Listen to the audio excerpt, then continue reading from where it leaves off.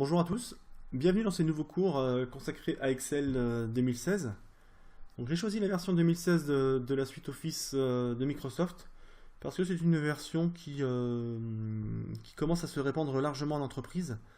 Et voilà, donc le fait de travailler ces cours avec cette version de logiciel ne vous dépaysera pas quand vous travaillerez chez votre employeur avec le même logiciel.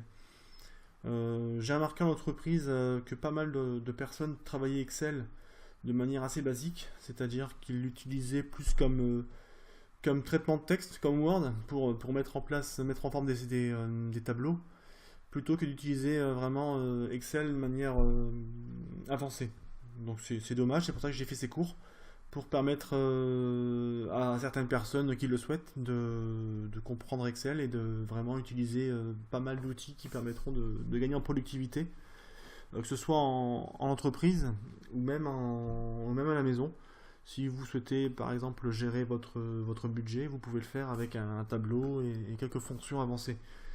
C'est des choses qu'on verra ensemble, puisque ces cours vont s'articuler autour de, je pense, une quinzaine de vidéos. Mes cours, ils ont pour but d'être compréhensibles, clairs et concis. Hein, voilà, je pense qu'on échangera là-dessus au travers des commentaires des vidéos. N'hésitez pas pour ça à me donner votre avis. Mais voilà, les cours vont s'adresser à des débutants et également à des personnes qui ont déjà utilisé Excel. 15 vidéos, de la base vers des fonctions avancées. Et d'ailleurs, sans plus attendre, je vais vous expliquer ce qu'on va voir ensemble tout au long de ce parcours. Donc on va voir ensemble dans les prochaines vidéos ce que c'est déjà qu'une feuille de travail. Je vais tout de suite l'ouvrir pour que vous voyez ce que c'est. Voilà. Quand on ouvre Excel et qu'on ouvre un fichier, qu'on crée un fichier, on arrive là-dessus. Voilà. Donc ça c'est une feuille de travail. Et on verra ensemble dans une vidéo qu'est-ce qu'une feuille de travail, comment on travaille là-dessus, et comment on fait pour travailler sur plusieurs feuilles de calcul en même temps. Voilà. Comment on l'ouvre, comment on la sauvegarde. On verra ça ensemble. On verra ensuite comment on travaille les colonnes et les cellules. Ici, vous avez une colonne, une ligne, une cellule. Donc on verra ensemble comment on crée une colonne, comment on crée une ligne, comment on la supprime, comment on les cache, on les affiche. Voilà. Donc il y a pas mal de choses basiques, mais qui permettent justement de poser les bases et d'avancer sereinement vers des fonctions plus avancées. On verra ensemble comment on crée des données, comment on entre des données, que ce soit des données texte, du chiffre, etc. On peut même mettre des dates si vous voulez. Voilà, donc c'est tout à fait possible. On verra comment on entre tout ça, comment on modifie quelque chose qu'on a fait, dont on n'a plus besoin. Voilà.